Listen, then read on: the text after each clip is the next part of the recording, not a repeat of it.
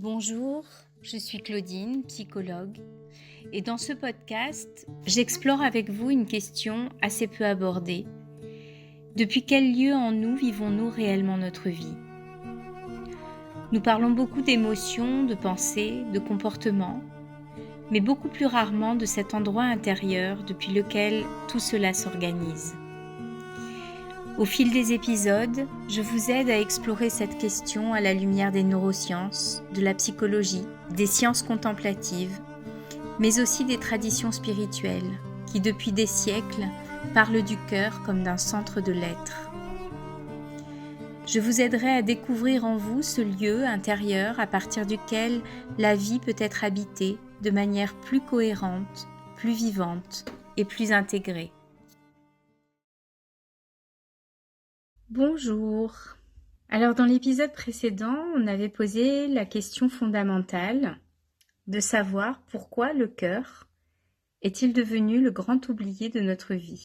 On avait vu que cette question ne renvoyait pas simplement à une idée spirituelle ou poétique, mais à quelque chose de très concret et de beaucoup plus essentiel qui était notre capacité à habiter notre expérience de manière unifiée. Alors avant d'aller plus loin, je voudrais relever simplement un phénomène très répandu dans nos vies contemporaines, qui est que beaucoup d'entre nous avons aujourd'hui l'impression de vivre entièrement dans notre tête. Beaucoup de pensées, beaucoup de préoccupations qui occupent toute l'attention, beaucoup de problèmes à résoudre, en fait une activité mentale qui devient permanente et vraiment omniprésente. Donc on est entièrement mobilisé à réfléchir, anticiper, programmer, analyser. Et notre pensée est devenue vraiment le centre principal de notre existence. Elle est devenue complètement normale à tel point qu'on remarque à peine ce phénomène, qu'on est toujours dans notre mental. On pense que c'est simplement le fonctionnement normal d'un être humain et on n'a même pas idée qu'on pourrait y changer quelque chose. Et pourtant, cette manière d'être-là mérite vraiment d'être questionnée. Se demander pourquoi notre vie intérieure est autant dominée par le mental. Quelles conséquences est-ce que ça produit sur notre manière de vivre ? Donc quand on regarde la manière dont se déroule une journée ordinaire, on voit à quel point c'est la pensée qui a la main mise sur tout. Dès le réveil, le mental va se mettre en marche comme un assistant un peu tyrannique qui nous rappelle ce qu'on a à faire, ce qui est urgent, ce qui doit être réglé, les tâches qu'on doit entreprendre, les décisions qu'on doit prendre. Et tout ça, ça mobilise notre analyse, notre capacité de comparaison, d'anticipation, de contrôle, d'optimisation. Et donc, on passe une grande partie de notre temps à organiser le futur, organiser ce qu'on va prévoir, ce qu'on va faire demain, dans 1 heure, la semaine prochaine. Et on réfléchit à si je fais ça, il va se passer ça. On évalue les risques, on cherche la meilleure solution possible. Et donc, bien évidemment, c'est une capacité humaine qu'on a qui est précieuse, et c'est même une des grandes forces de l'intelligence humaine, mais c'est pas la seule. Et quand l'attention reste presque tout entière absorbée par ce processus, il y a vraiment une dimension de nous-mêmes qui disparaît au fur et à mesure que notre champ mental grandit.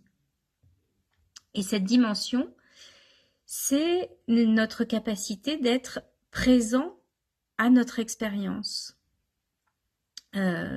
Sans cette interface du mental qui est comme une strate intermédiaire qui vient mettre son grain de sel à tout bout de champ pour pouvoir évaluer, comparer, juger, analyser ce qu'on est en train de vivre. au final, on a davantage développé une capacité à penser la vie qu'à simplement ressentir la vie de l'intérieur et juste la vivre pour ce qu'elle est.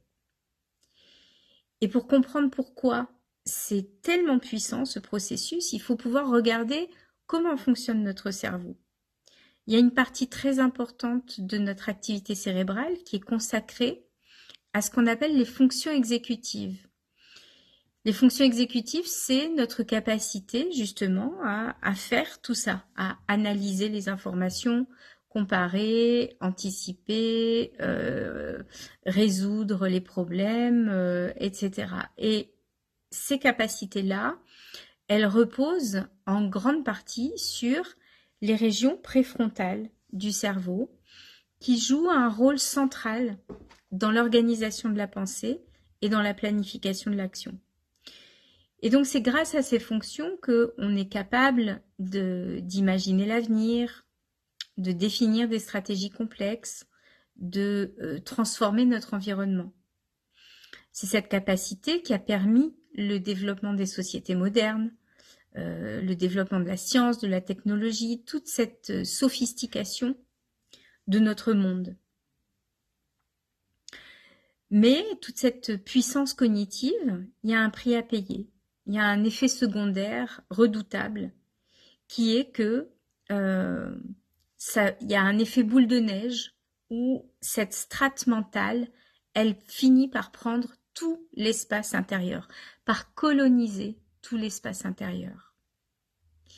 Et c'est particulièrement accentué dans nos sociétés contemporaines parce que on vit dans l'environnement qu'on a créé à cause de ça, et donc qui est extrêmement complexe, dans lequel les décisions doivent être rapides, les performances doivent l'être, et donc ce mental, il est sans arrêt sollicité en permanence, sans interruption, et il n'y a plus d'espace. Il n'y a plus aucun espace pour l'inutile, pour la gratuité, pour le vide, qui nous permettrait justement de peut-être voir éclore autre chose dans notre être. On est sans arrêt obsédé par cette tension permanente générée par la tyrannie de notre mental. Et donc ça crée un déséquilibre énorme dont on se rend même plus compte parce que on est là-dedans en permanence, mais en réalité, on devient de plus en plus hors sol, la pensée devient de plus en plus abstraite, on est dans un monde d'analyse, de comparaison, d'interprétation qui fait que on ne sait plus du tout simplement vivre la vie. Même notre monde intérieur, qui est par définition le monde subjectif, le monde des émotions, il est analysé, commenté. On se demande toujours pourquoi est-ce qu'on ressent cela? Est-ce qu'on doit vraiment ressentir cela? Est-ce qu'on ne devrait pas plutôt ressentir autre chose? Qu'est-ce que je pourrais faire pour changer de ressenti? Et donc on fait de notre mental un commentateur permanent de la vie, et on voit même plus l'anomalie, on voit même plus la dérégulation de tout ça, l'hypertrophie de cette fonction mentale qui en réalité n'a absolument pas à tout dominer, à tout régenter.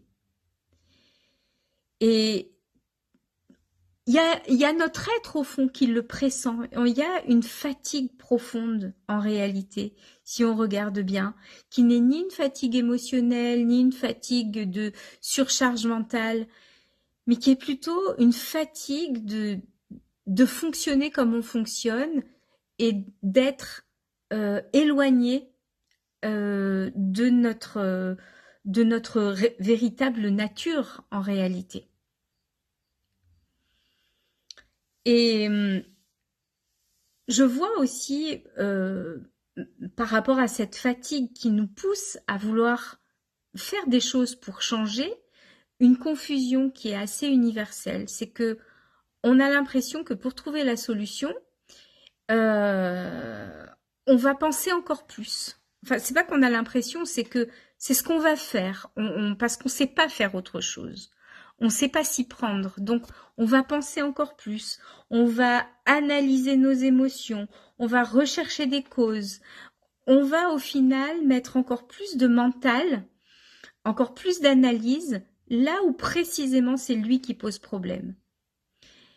Et donc on croit que comprendre une situation, analyser une émotion, c'est ça qui va finalement finir par produire un changement intérieur.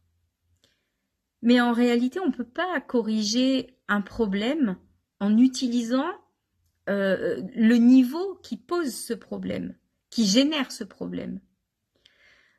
Donc, penser la vie et habiter la vie, ce sont deux niveaux totalement différents de notre être, qui ne mobilisent pas du tout les mêmes strates de notre être. L'être, c'est quelque chose d'absolument immense. C'est comme parler de l'âme. C'est quelque chose de très grand, de très vaste. Et quand on se situe juste dans la mince couche de la pensée, on en rate, je sais pas, 95% du reste de notre être. Donc si notre mental n'est pas conçu pour organiser à lui tout seul l'expérience humaine,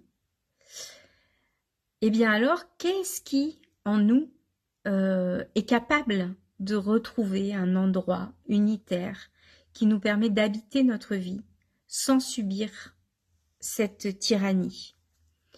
Comment est-ce qu'on peut retrouver davantage de simplicité dans notre rapport à la vie et à nous-mêmes, davantage de fluidité, de cohérence? Dans l'épisode précédent, on avait commencé à présenter l'idée que de nombreuses traditions spirituelles, depuis très longtemps, un peu dans tous les coins du monde, parlent du cœur comme d'un centre d'intégration. Donc en conclusion, la pensée, effectivement, c'est une faculté remarquable qui nous permet de comprendre le monde, de résoudre des problèmes, d'imaginer l'avenir, d'organiser nos actions. Et sans elle, les sociétés humaines n'auraient jamais pu se développer comme elles l'ont fait. Mais quand cette pensée donc a pris le pouvoir littéralement et est devenue omniprésente, il y a quelque chose d'essentiel en nous, de beaucoup plus profond, qui se dérègle. Parce que la pensée n'est pas ce qui doit diriger notre vie. C'est juste un outil. Et l'effet pervers, c'est qu'elle finit par s'auto-alimenter toute seule si on n'entretient pas autre chose. Et qu'elle finit par nous dessécher dans un monde intérieur de plus en plus étriqué, dans lequel il n'y a plus aucune amplitude. Donc, il faut absolument arriver à retrouver cet autre pôle en nous avec lequel on a complètement perdu le contact et dont on ne sait même pas par quel bout le prendre. On ne sait pas comment récupérer l'être en nous. Et donc c'est un peu la raison d'être de ces vidéos. C'est ce que je voudrais vous accompagner à faire. Mais il faut vraiment reprendre contact avec cet autre pôle pour pouvoir cultiver ce qu'il y a là et amener un changement.